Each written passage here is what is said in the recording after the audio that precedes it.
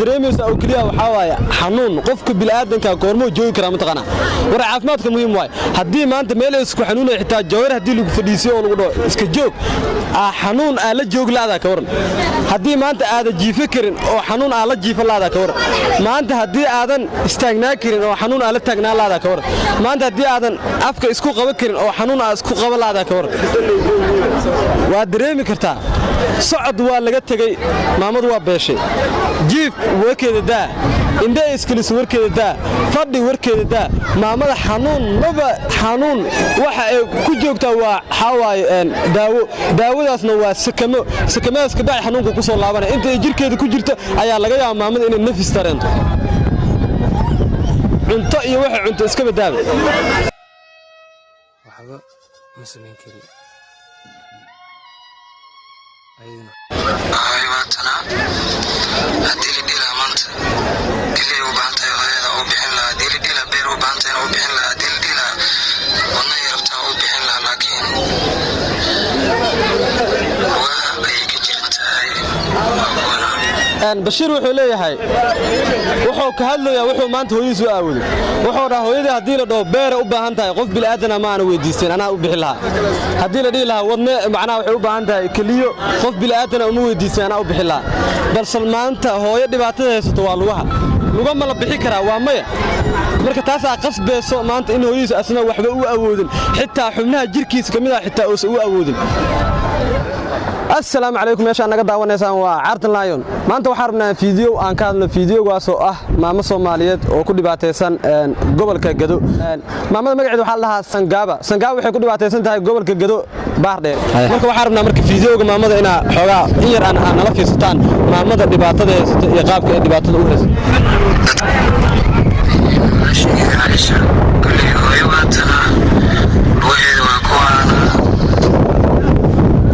fiidiyoogan wuxuu u duubayay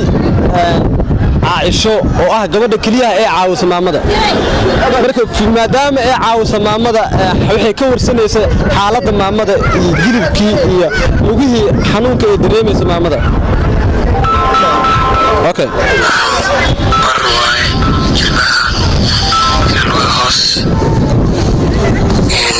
ilaahay nagu dhaashay fiiri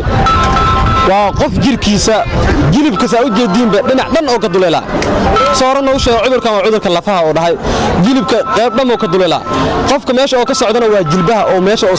waa inuu islaabto macnaha jilibku waa inuu laami kara marka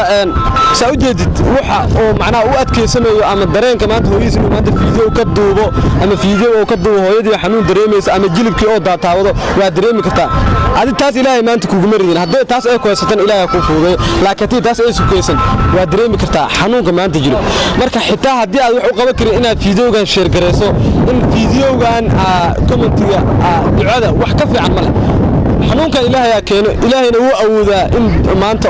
oo ka qaado marka ducadaada inay sabab u noqoto laga yaabo maamadaas ay caafimaad marka ducada ilaahay oo la baryaa wax ka muhiimsan inay si jiro aad baa ogtahay marka inaad duceeyo xitaa isku day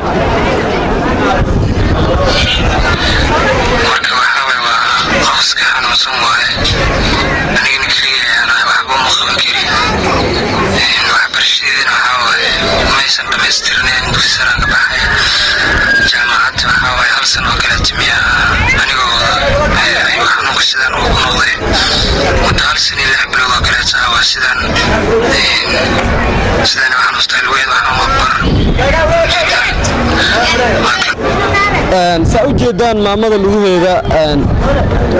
waxa waa xanuun saa'id ahaayo sababtoo ah hadda dhulka ay ku dhacday waxa ay dareemaysaa oo kaliya waxa waa xanuun qofka bilaadanka goormo joogi kara mataqana war caafimaadka muhiim waay hadii maanta meel isku xanuunay xitaa jawhar hadii lagu fadhiisiyo oo lagu dhaw iska joog xanuun aan la joog laada ka waran hadii maanta aad jiifo karin oo xanuun aan la jiifo laada ka waran maanta hadii aadan istaagnaa karin oo xanuun aan la taagnaa laada ka waran maanta hadii aadan afka isku qaban karin oo xanuun aan isku qaban laada ka waran waa dareemi kartaa socod waa laga tagay maamadu waa beeshay jiif warkeeda daa indha iskilis warkeeda daa fadhi warkeeda daa maamada xanuun maba xanuun waxa ay ku joogtaa waa xawaayo daawadaasna waa sakamaas ka baa xanuunka ku soo laabanay inta jirkeeda ku jirto ayaa laga yaabaa maamada inay nafis tareento cunto iyo waxa cunto iska badaabe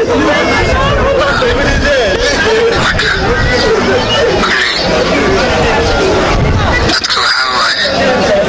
inta badan saabi kulli way fiican tahay oo qofka caafimaadkiisa la daryeelo marka aywaatana haddii la dhilaa maanta ilay u baahan tahay hooyada u bixin lahaa haddii la dhilaa beer u baahan tahay u bixin lahaa haddii la dhilaa wadna yarabtaa u bixin lahaa laakiin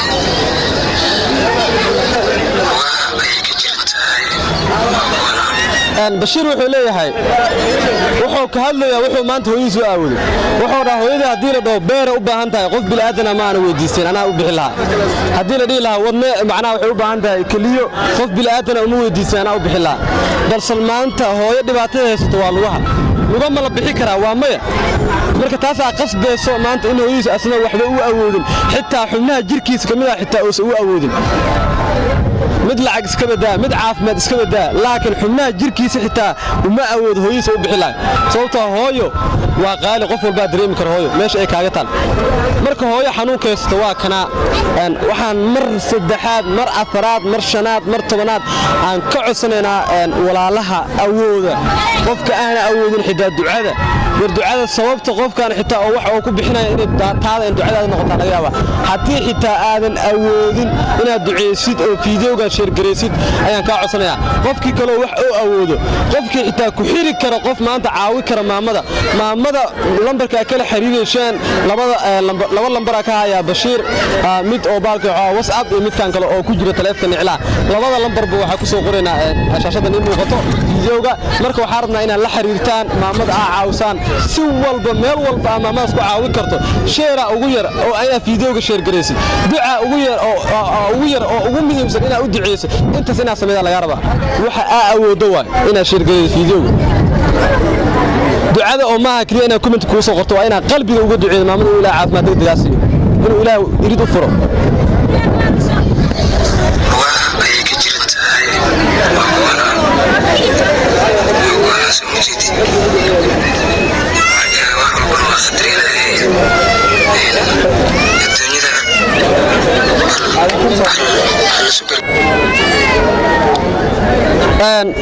maamada saa u jeedin waa aragtaan lugaheeda xanuunka haysto markaana waxaa rabnaa daruufta familka qof walba oo maanta dunida joogo hadii oo lacag haysta caafimaadka intuu dadaali karo dadaal laakiin inkastoo Ilaahay caafimaadka oo keen laakiin dadaal intuu dadaali karo dadaala laakiin familkan daruufta imaamada meesha ay ku nooshahay iyo xanuunka haayo ah mid fooqal aqli aan ahayn xanuunka ugu daran dunida oo yahay oo ah lafaha waa dareemi kartaa si jirkeedu u duleelo hadana daruufta hooyo nolol noocay ku nooshahay waa saaran iyo hooyada waxay ku nooshahay waxa waa gobolka Gedo baar dheere okay maamada marka nolosheeda ama meesha ay ku nooshahay hooyga u ah waa sidee fiidiyowga wax duwaay waa Bashir oo ah wiilka kaliya hadda maamada u nool soo jeedeen fiidiyowga wax duwaay waa asaga wuxuuna ku duwayaa maamada meesha ay joogto wuxuuna noo geey doonaa maamada fiidiyowga duwista ugu geey doonaa ila daaw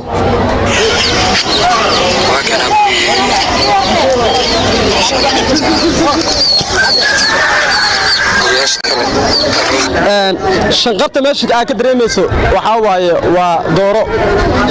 saa marka qof walba bil aadan uu qiyaasi karaa ciidaas maanta waxa la karaa hanti ama xoolo ama maanta wax ay haystaan waxa waaye waa dooro ma sha Allah Ilaahay u barakeeyo waa hanti Ilaahay yana si Ilaahay u barakeeyo maanta marka waxa ay haystaan adigu waxa dareemi kartaa oo shanqarta meesha waa ka dareemi kartaa maanta waxa ay haystaan شرواي مركا عشان دقنت هاي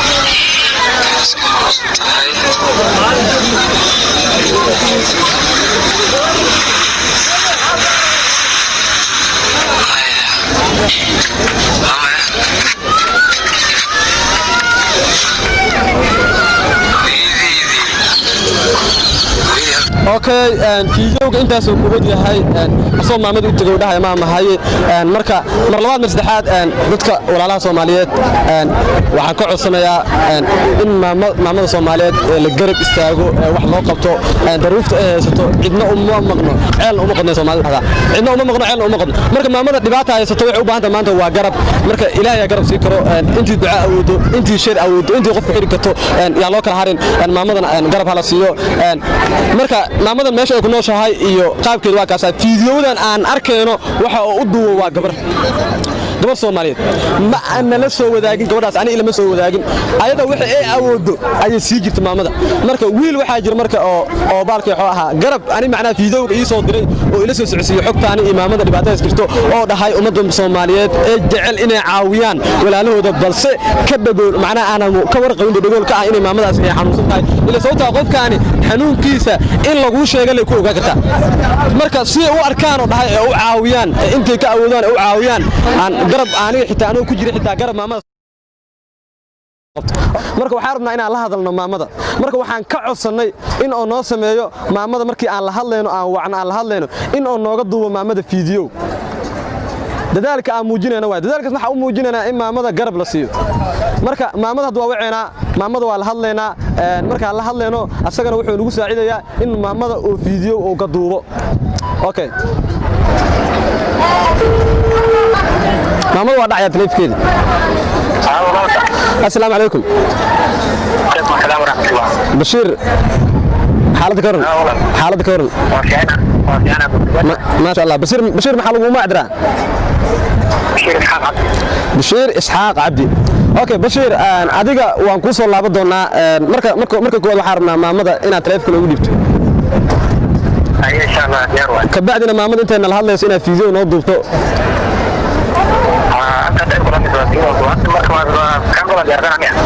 كاميرا ديارسو waxaa naga hadlayso niclo ma okay maamada niclaha u dhiib ana telefoonka weyn ka duub maamada insha Allah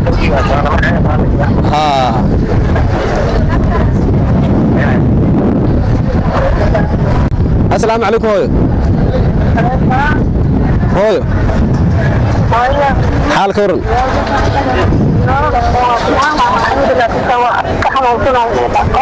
سيتها مرك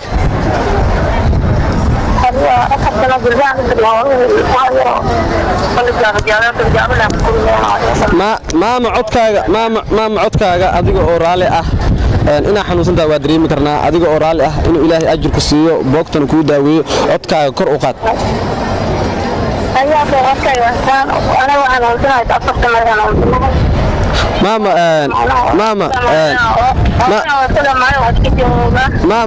ماما قلب جرا meesha wax ku duubeen waa xogaa dabeelay leedahay marka waxaan rabnaa codka xogaa inaan noo kala dhigto magacaaga sangaabo Soomaha sangaabo isaaq maamo meesha aad ku nooshahay waa halkee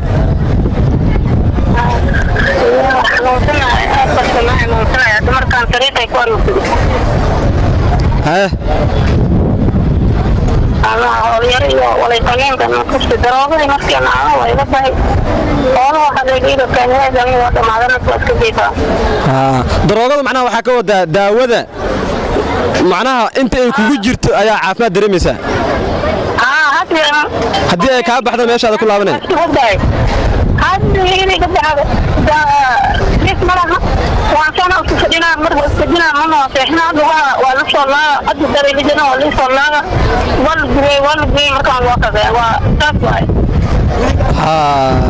اوكي isbitaalada soo noo sheegay Bashiir oo ah wiilkaaga isbitaalada magaalada Baardheer Soomaa Baardheer waa tagtay daawo un ay ku qoraan oo ah mid ku caawinaysa amaba inta ay kugu jirto oo kaliya caafimaad dareemayso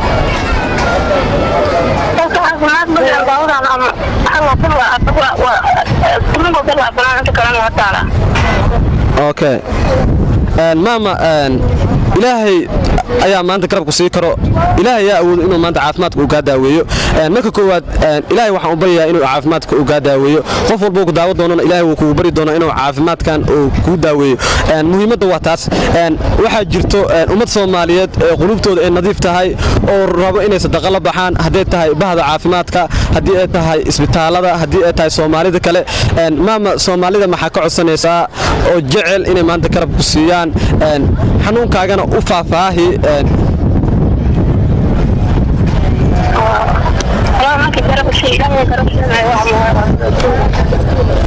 صح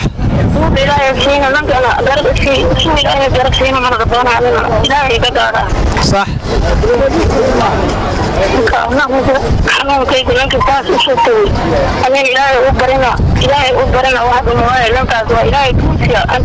صح صح ايوه ووقع اشراف وان شو بعين كان الله يكفينا وانا نقول عن اخي مسحاد انت وان يقول ما عشان يوم ووقع بين هذا يرد حوايج انا وانا يورثني اوكي ماما ما جرتا gabar oo ku caawiso ma jirta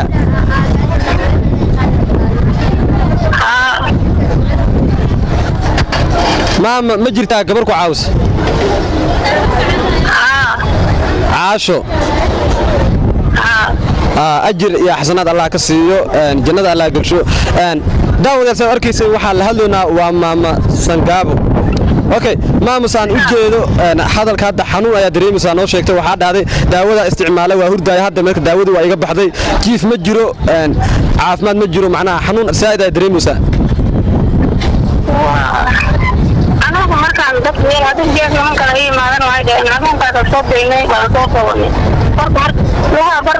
markii dhaantii waa barreeyin hadda waxaan daawadan hadda laba nadi saddex nadi shan boqol sidii u soo qaaday oo idan wada dhamay adees ma abaayat waa iska jooga صح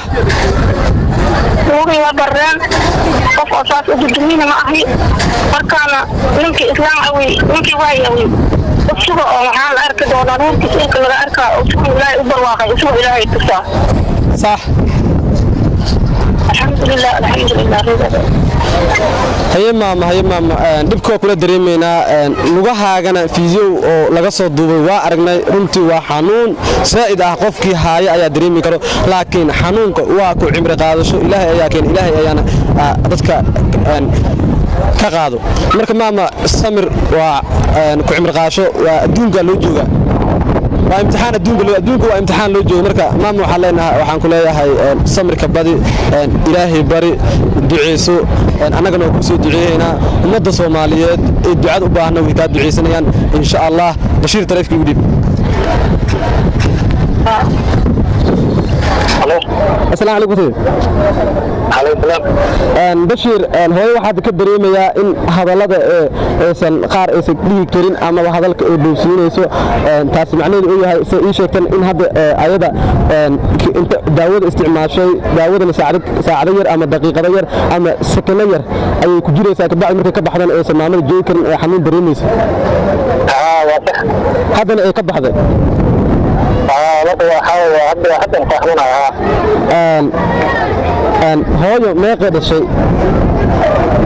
hooyo meeqay dhashay oo ilaahay siiyey hooyo waxay dhashay 9 caruur dhashay 9 caruur ah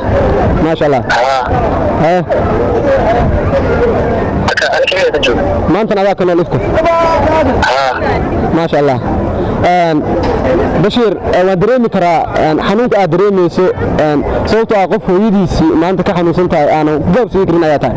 marka maadaama hooyada ay ka xanuunsan tahay oo maanta wax garab ah habeeraatay aad sii karin xanuunka aad dareemayso aniga dareemi karaa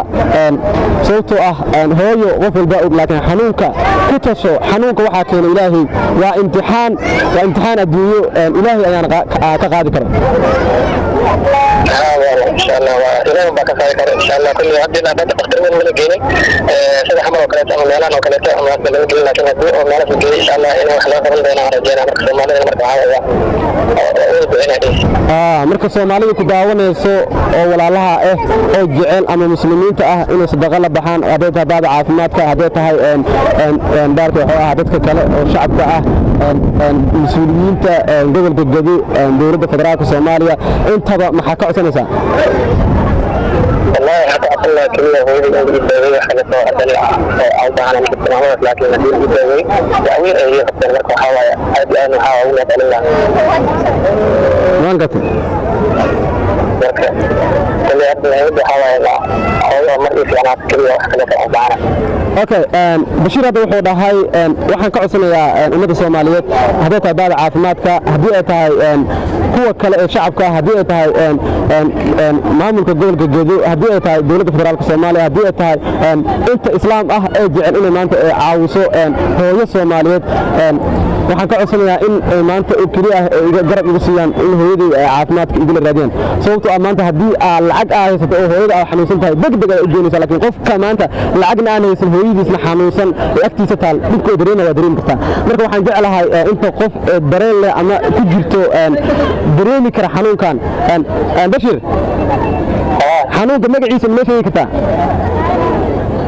والله حضرتك هذا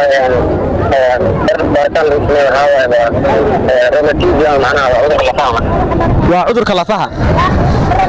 عذر اللفاهة جلدون وبداية جلدون قدري واضن بالله لا سنة جلبك وحان معناها بس أنا مثال الحياة هنا marka cudurkan ilaa intee hayo hooyo hadda laakiin waa soo dhacday